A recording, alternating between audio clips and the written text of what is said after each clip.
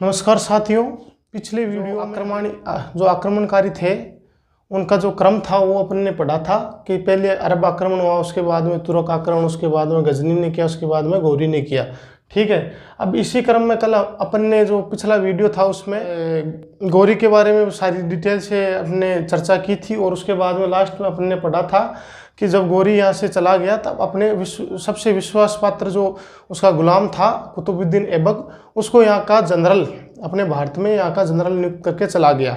और फिर आगे चल के उसी ने 1206 ईस्वी में, जैसा कि आप देख पा रहे होंगे हेडिंग लग रखी है, गुलाम वंश। ठीक है, तो अपन ये जो सारा चीज़ सल्तनत काल है उसी के अंदर में सारा चीज़ें है। गुलाम वंश आएगा, आगे आगे जो भी वंश आएंगे, खिलजी वंश, सारे इसी सल्तनत काल के अंदर आते हैं। ठीक है, अब जैसा कि गुलाम वंश आपको दिख रहा है, ऐबक ने यहाँ पर 1206 ईस्वी में, भारत में 1206 ईस्वी में गुलाम वंश की नींव रखी और गुलाम वंश की स्थापना की। ठीक है, इसने कुतुबुद्दीन ऐबक ने, आप देख पा रहे होंगे यहाँ पर, इसने अपनी राजधानी है, जो अपनी राजधानी लाहौर बनाई थी। कहाँ? अपनी राजधानी को कहाँ? लाहौर। जो निर्माण कार्य है, जो एग्जाम की दृष्टि से भी इम्पोर्टेंट है, जो पूछे जाते हैं एग्जामों में बार बार कि इसके जो प्रमुख निर्माण कार्य हैं, तो इनमें 3-4 प्रमुख कार्य है, जिनमें से अपने एक तो है, इसका प्रमुख कार्य है कि कुतुब मीनार की नींव डाली थी इसने।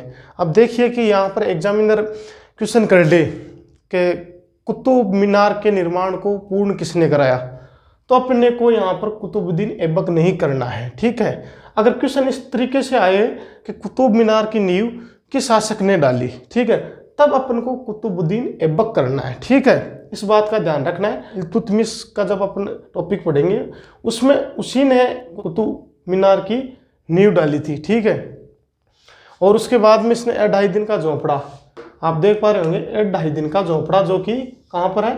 अजमेर में। कहाँ है? अजमेर में।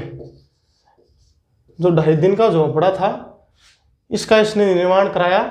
यहाँ पहले जब ये 2.5 दिन का झोंपड़ा जहाँ बन रखा है, यहाँ पहले एक संस्कृत विद्यालय चलता था, जिसका निर्माण चौहान वंश के शासक विग्रहराज ने करवाया था। ठीक है, तो इस बात का भी ध्यान रखना है। और ये 2.5 दिन का झोपड़ा, अब अपन ये पढ़ तो लेते हैं 2.5 दिन का झोपड़ा। ये 2.5 दिन का झोपड़ा है क्या? ये क्या है? ये एक मस्जिद है, ये एक मस्जिद है। ठीक है, इस चीज़ का भी अपने को ध्यान में रखना है। कहाँ स्थित है? अजमेर में। ठीक है, निर्माण किसने करवाया?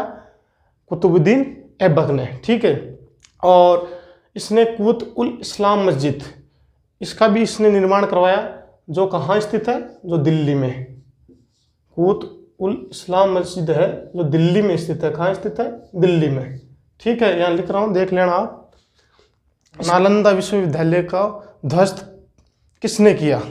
ठीक है, तो बख्तियार खिलजी ने किया था। और जो बख्तियार खिलजी था, जो इस नालंदा विश्वविद्यालय को जो ध्वस्त करने वाला, वो इसी ऐबक का सेनापति था। ठीक है, इसी ऐबक का वो एक सेनानायक या सेनापति था। ठीक है, और ऐबक को लाख बख्श भी बोला जाता है। क्या कहा जाता है? ध्यान देना आप, एक मिनट, इसको लाख बख्श, लाख बख्श। अब इसका मतलब क्या हुआ? इस ऐबक को लाख बख्श बोला जाता है। लाख बख्श क्यों बोला जाता है? लाख बख्श इसलिए बोला जाता है कि ये लाखों का दान देने के लिए जाना जाता था, इसलिए इसको लाख बख्श कहा जाता है। की मृत्यु है जो 1210 ईस्वी में, आप देख पा रहे होंगे, 1210 ईस्वी में चौगान खेलते हुए, 1210 ईस्वी में चौगान खेलते हुए घोड़े से गिर जाने के कारण इसकी मृत्यु हो गई। ठीक है, चौगान का मतलब जो पोलो होता है ना, पोलो, उसी को चौगान बोलते हैं। ये खेल, जिस समय ये पोलो खेल रहा था, उस समय घोड़े से गिर जाने के बाद कारण इसकी जो है कि मृत्यु हो गई थी। ठीक है, ये कुतुबुद्दीन ऐबक के बारे में मोस्ट इम्पोर्टेंट जानकारियाँ थी। ठीक है, जो एग्जाम की दृष्टि से बहुत ही इम्पोर्टेंट है। ठीक है, अपन इसके अंदर जाने से कोई मतलब नहीं है कि ज़्यादा डीपली जाएंगे, उससे कोई मतलब नहीं, आप भ्रमित हो जाओगे। आपको जो मेनली जो फोकस रहना है, जो एग्ज़ाम की दृष्टि से जो मेन पॉइंट है, उनसे भी आप भ्रमित हो जाओगे। इसलिए जो अपना मेन हाईलाइट पॉइंट है, जो एग्ज़ाम में अपने पूछा जाता है, ठीक है। जैसे एसएससी के एग्ज़ाम में पूछा जाता है या ऑल स्टेट की जो भी एग्ज़ाम्स होती है, ठीक है, वन डे एग्ज़ाम्स होती है सारी, उनमें यही मेन फैक्ट्स है। इनमें से अगर क्वेश्चन पड़ेगा तो इनमें से ही, ठीक है, एग्ज़ाम में क्वेश्चन पड़ेगा, ठीक है। उसके बाद में अब जब अचानक इसकी मृत्यु हो जाती है कुतुबुद्दीन ऐबक की, जो इसका बेटा था आराम शाह, दिख पा रहा है आपको, आराम शाह, इसको गद्दी पर बिठा दिया जाता है। अचानक से इसकी मृत्यु होती है तो इसको आराम शाह को गद्दी पर बिठा दिया जाता है। परंतु आप जैसा भी देख पा रहे होंगे कि इसका जो शासन काल था वो बहुत ही अल्पकालीन शासन काल था, ठीक है। आप यहाँ देख पा रहे होंगे मैंने लिखा है 8 माह, 8 माह, मात्र 8 माह इसका शासन काल रहा।